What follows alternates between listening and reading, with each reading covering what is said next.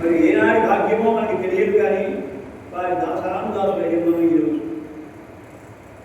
అందరికీ వేదములు ఉన్నాయి, పురాణాలు ఉన్నాయి, శృతులు ఉన్నాయి, స్మృతులు ఉన్నాయి, అందరూ చదువుతూ ఉన్నారు.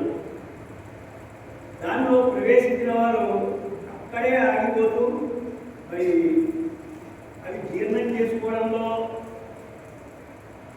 లోపమా, లేకపోతే ముందుకు వెళ్ళడానికి సాహసం చాలనా తెలియదు, కానీ భగవద్గీత పూర్తిగా ప్రవచనం చెప్పే సామర్థ్యం ఉన్నటువంటి వారు కూడా చివరికి మళ్ళీ ఆ కృష్ణుడి మీద అనుమానం.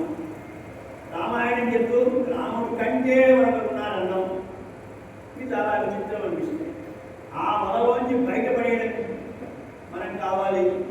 ఆ మహత్తరమైన కృషి జరిగిన వారు ఎవరంటే రామానుజుల వారు.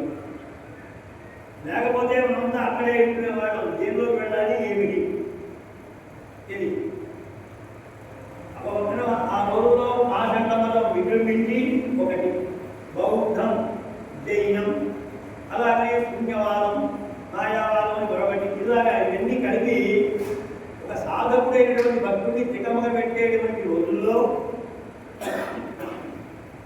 భగవత్ రామానుజుల వారు అవతరించారు. మహానుభావుడు ఇందాక చెప్పాను, సామాన్యుడు కాదు వారు. మనకి భగవత్ సంబంధమైనటువంటి ఆయుధములు ఒకటి ఒక ఆయుధాలుగా వచ్చారని మనం వింటూ ఉంటాం. అన్ని ఆయుధాలు కలిపితే ఒక రూపం ఏదైనా ఉందంటే అది భగవత్ రామానుజుల వారు. ఆ రామానుజుల వారు అవతరించి భగవంతుడి దగ్గర ఉన్నటువంటి విశేషాలని అద్భుతంగా చెప్పగలిగారు. భగవంతుడి గురించి భగవంతుడైనా చెప్పాలి, లేదా ఆయనకు అత్యంత సామీప్యముగా ఉన్నటువంటి వారు ఎవరైనా ఒకరు చెప్పాలి. అప్పుడే మనకి భగవంతుడి మీద నమ్మకం ఏర్పడుతుంది. ఆ భగవంతునికి విధేయులవుతాం. మనం సాధన ముఖ్యమవుతుంది. మరి భగవత్ రామానుజుల వారు ఎవరు అంటే ఒకటా రెండా సర్వవిధ కైంకర్యములు చేయగలిగినటువంటి మహత్తరమైన సామర్థ్యం కలిగినటువంటి వారు. నివాస శయ్యాసన పాదుకాంశుకో అని చెప్తూ ఉంటాం. అంత మహత్తరమైనటువంటి కైంకర్యము చేసేటువంటి ఆయన నుంచి భగవంతుడే పంపిస్తే ఆ భగవంతుడే భూలోకంలోకి వచ్చి మనకి ఒక మార్గాన్ని చూపించాడు. ఆ మార్గమే మణిమంటప మార్గదాయి అంటారు. వైకుంఠానికి అద్భుతమైనటువంటి మార్గం. ప్రతి జీవుడు తెలుసుకోవాల్సింది ఏంటంటే మనం బంధంలో ఉన్నాం, మనకి ముక్తి కావాలి. ఇది అసలైనటువంటి జ్ఞానం. మనందరం బంధంలో ఉన్నామా? ఉన్నాం. శరీరం అనే దాంట్లో బంధించబడి అనేక రకమైనటువంటి రాగద్వేషములతోనో ఇతరమైనటువంటి దాంతోనో బంధించి ఉన్నాం. ఈ బంధించిన దాన్ని ఎప్పుడైతే ముక్తి కలిగి ఉంటామో అప్పుడే మనం దగ్గర ఉన్నాం. ఆ ముక్తి మార్గాన్ని చూపించడానికి గురువులు కావాలి. ఆ గురువులు చాలా సౌలభ్యం కలిగినటువంటి వారుగా ఉండాలి. అందరినీ తనవారుగా అనుకోవాలి. జాతి మత కుల వివక్షణ వారికి పనికిరాదు. స్త్రీలింగ పుల్లింగ భేదములు పనికిరావు. ఆబాల గోపాలం అంటారే, అందరినీ తనవారుగా అనుకునేటువంటి మహానుభావులు కావాలి. అలాంటి వారు భూలోకంలో అవతరించడం చాలా ముఖ్యమైనది. భగవత్ సంకల్పమైంది. భగవంతుడి ప్రేరణ చేత భగవత్ రామానులుగా భూలోకానికి వచ్చారు. రాముడు వచ్చినప్పుడు అనుజుడుగా రామానుజుడు అనే పేరుతో వచ్చారు కదా. లక్ష్మణుడు అంటే లక్ష్మణం లక్ష్మీ సంపన్న అని.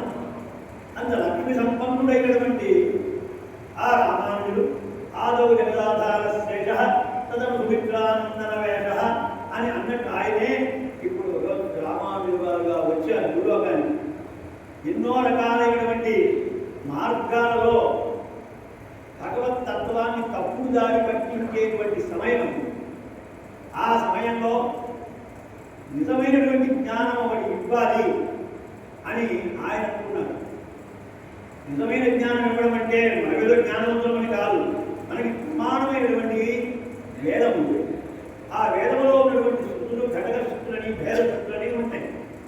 వాటిని అన్వయం చేస్తూ భగవత్ శబ్దవాక్యుడు ఎవరు అంటే శ్రీమన్నారాయణుడే అని దిట్టంగా నిజముగా చెప్పి ఆ శ్రీయప్పదైనటువంటి వారిని కనుక ఎవరైతే ఆశ్రయిస్తారో వాళ్ళు ముక్తులైపోతారు. ఇది తెలుసుకోండి. ఇది కనుక తెలుసుకోకపోతే మీ జీవనం చెందుతూనే ఉంటుంది. ఇప్పటికి ఎన్ని జన్మలు అయ్యాయో మనకి తెలియదు.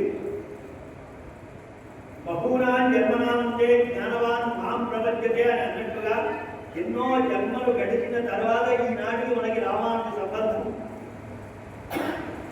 ఒకటి లభించింది.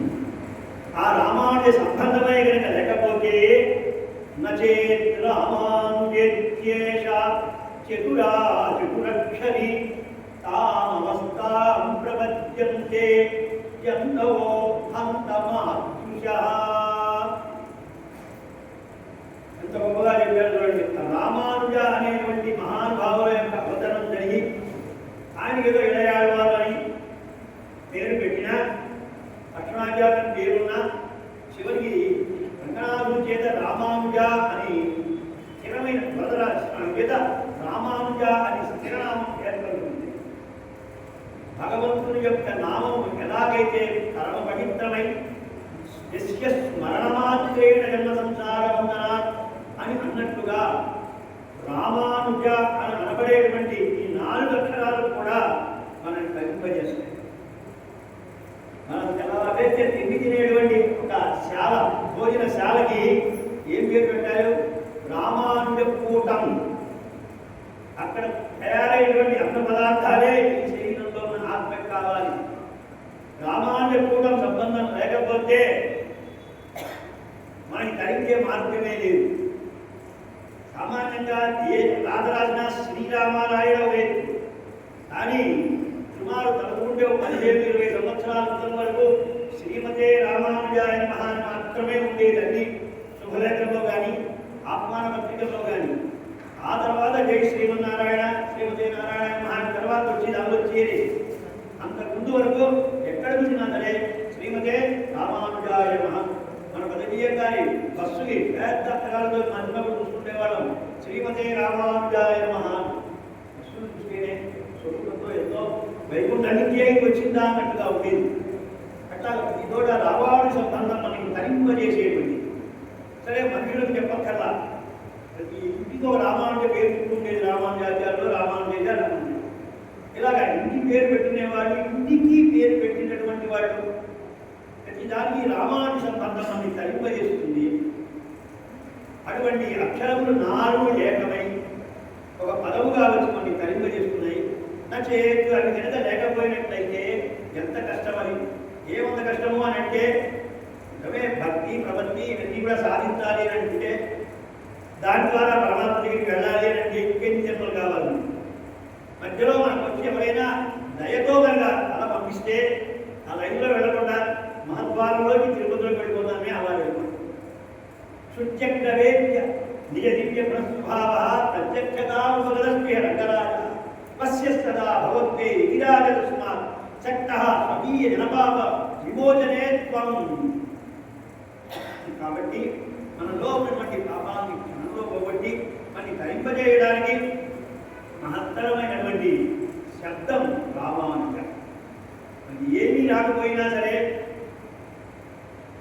ఆచార్య సంబంధం మాటికి చెప్పుకుంటూ ఉంటే కొన్నాళ్ళకి తెలియకుండానే ఎంతో జ్ఞానవంతులంగా మారుతాం. కూర్చున్నా రామానుజ, లేచినా రామానుజ, ఎవరైనా పోయారంటే అయ్యో రామానుజ ఇలా అనేవాడు. ఇది భగవత్ శబ్దము కంటే చాలా బలీయమైనటువంటిది. తస్మాత్ పరతరం ప్రోక్తం అంటారు భాగవతుల యొక్క సంబంధం. భగవత్ సంబంధం మన యోగ్యత అయోగ్యతలు పాపుణ్యాలు మరొకటి చూసే అనుగ్రహిస్తారు. కానీ కృపామాత్ర ప్రసన్నులైనటువంటి మహానుభావులు భాగవతోత్తములు అవన్నీ కాదు. అప్పుడు వాడు వచ్చేటువంటి ఆర్తిని గురించి వాడు ఇంకా ఎంతకాలం నరకరూపంలో ఉంటాడు, వీడు తరింపజేసే బాధ్యత నాకు కాకపోతే మరెవరికి అని అంటూ హృదయం ద్రవించి నడిపించినటువంటి మహానుభావులు రామానుజులు. నచేతు రామానుజేత్యేషా చతురా చతురక్షరి. మనకి అష్టాక్షరి ఉండవచ్చు, దైవంతులు ఉండవచ్చు, ఇతరమైనటువంటి అనేక మంత్రములు ఉండవచ్చు. అవన్నీ దాటి లేదా వాటిల్లో ఇచ్చే ఫలితాన్ని నిజంగా మనం పొందాలి అని అనుకుంటే రామానుజ సంబంధమే చాలు. అది కనుక లేకపోతే కామ అవస్థాం ప్రవర్తంతే జంతవ. అది లేకపోతే మనం జంతువులనంటే కొమ్ములు తోక ఒకటి జంతువు, సామాన్యంగా పశువు. ఆ రెండు కొమ్ములు ఏమిటి? మనలో అహంకారం మమకారం అనేటువంటి రెండు మనుషులకు వస్తుంది. మన సంప్రదాయంలో ఈ రెండు అస్సలు కూడదని అడియే అనేటువంటి ఒక అత్యద్భుతమైనటువంటి పదాన్ని మనకి తెలియజేసి మనం భగవంతునికే చెందిన వారము, ఇది ఆయనది, ఆయన కొరకే అనే భావన పూర్తిగా ప్రతి స్తోత్రముల ఎందుకు కూడా మనకు తెలియజేశాడు. ఇలా మనలో ఉన్నటువంటిది ఇక కూడనటువంటి అహంభావము, అది తోక. ఎవరైనా అర్థం చేస్తేనో తోక చూస్తే ఒరే నీ తోక కట్ చేస్తా జాగ్రత్త అంటే మనందరం అభిప్రాయం లాంటి వాళ్ళమే. వందే పశువునాం పదిం అంటారు పరమేశ్వరుడు. పశువులంటే మనుషులనే అర్థం, రాముడు అంటారు. ఇంతమందిని ఒక దారిలోకి తీసుకెళ్ళాలి. పశుత్వంలోంచి ఒక మనుష్యత్వం, ఆ మనుష్యత్వం నుంచి దైవ దాస్యత్వంలోకి చేర్చాలి అంటే మహానుభావుడు రామానుజుల వారి సంబంధం కావాలి అని ఆ శ్లోకం మనకి రామాంజేశ చతురక్షరి, మంచి చాతుర్యం కలిగినటువంటిది, ఎలాంటి వారినైనా మాట్లాడేటువంటిది, మార్చేటువంటిది, ఆ చతురత్వం కలిగినటువంటిది.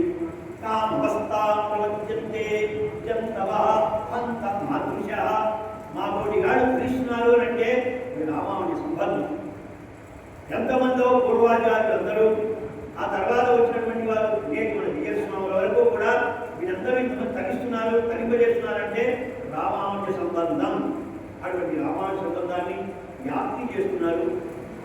రామానుజుడే ఈ ఉభయ విభూతికి నాయకుడు అని తెలియజేస్తూ మొదటి శ్లోకం. ఇక రెండవ దానికి ఇంకా మనకి ఆయన ప్రకారంగా 10 నిమిషాలు ఉన్నాయి, 8 నిమిషాలు. ఆ ప్రయాణకాలే అనేటువంటి ప్రార్థనా పంచకంతో పాటుగా మన వాళ్ళు అనుసంధానం వరద గురువు అనేటువంటి మహానుభావులు, ఆయన మంచి జ్ఞానవంతుడు. ఆ వరద గురువు చాలా నిష్ఠానుష్ఠానం కలిగిన తర్వాత శరీరం వాడి పట్టాయి. ఇక ప్రయాణానికి సిద్ధమైంది. ప్రయాణం అంటే ఒక చోట నుంచి ఒకడికి వెళ్ళాలి. ఎక్కడికి వెళ్ళినా వాటి రిటర్న్ వస్తాం మనం. తిరుగురాని ప్రయాణం, అసలైనటువంటి ప్రయాణం. ఏమిటి అసలైన ప్రయాణం అంటే పరమపదానికి వెళ్ళడమే అసలైనటువంటి ప్రయాణం. ఆ ప్రయాణం అయ్యే సమయంలో తన దగ్గరగా ఉన్నటువంటి శిష్యులను పిలిచి ఇలా చెప్పారు ఆయన.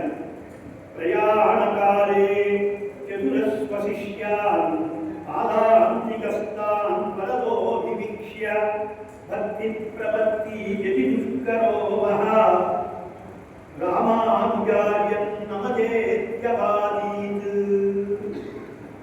చాలా చివరి దశలో నేను ఇప్పుడు ఆగానికి అనేక గ్రంథాలు చెప్పాను, శాస్త్రాలు చెప్పాను, అన్ని జాగ్రత్తగా విన్నారు కదా. మరి మీకు భక్తి బాగా కుదిరిందా? ఎవరైనా చెప్పగలుగుతా నేను భక్తుడిని అని ధైర్యంగా ఎవరైనా చెప్పుకోగలుగుతాడా? భక్తి ఎంత కష్టం. భక్తి గురించి తెలుసుకోవాలంటే శ్రీభాష్యం చదవాలి. మరి ప్రపత్తి కావాలంటే గద్యత్రయంలో వెళ్ళాలి. ఆ శరణాగతిలో చూస్తే కానీ ప్రపత్తి అంటే ఏమిటో సారాంశం బయటపడదు. అంత గొప్పదైనటువంటి భక్తి ప్రపత్తి అనేటువంటిది మీకు వచ్చాయా అని గురువు గారు ఆ శిష్యుల్ని అడిగితే అని ఇంకొట్టగల ఎటువంటి వాడు ఇంకొట్టలేడు. అలాంటి పరిస్థితిలో చతురా స్వశిష్యాన్ ప్రయాణకాలం ముగిసే సమయం. ఇది కూడా చాలా ముఖ్యమైన. ప్రతి ఒక్కళ్ళము మనం ఈవేళ కాకపోయినా రేపు ఎటువంటి వాడైనా సరే దీనిలోంచి బయలుదేరక తప్పదు. ఇదం శరీరం పరిణామవేశనం తదత్యవశ్యం సదిశంతి జఠరం అని మనం చదువుతుంటామే. కనుక దానిలో ఇరుక్కున్నటువంటిది ఈ జీవనం. ఈ ప్రయాణంలో చివరికి వెళ్ళే ముందు అందరికీ కాదా చెప్పవలసిందే. అది మహానుభావులు ఏం చేస్తున్నారు?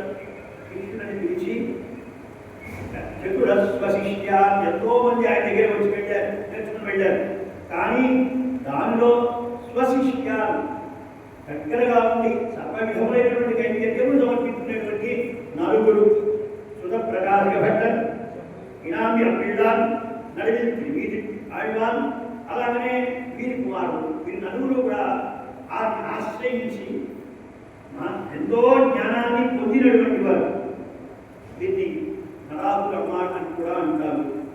ఇలా ఉన్న ఈయన పాదాంతికస్థాన్ పరమ ప్రావణ్యంగా గురువుని ఆశ్రయించి ఉన్నటువంటి వాడు. పాదాంతికాన్ అంటే వదిలిపెట్టనటువంటి వాడు. ఆచార్యులను దైవముగా భావించి ఆచార్య ఆజ్ఞ భగవద్ ఆజ్ఞ కంటే కూడా గొప్పదిగా భావించారు. శ్రీమద్ భాగవతాచరం భగవత పూజార్దే ఉత్తమం అన్నట్టుగా ఉన్న ఆ శిష్యులు అన్నమాట.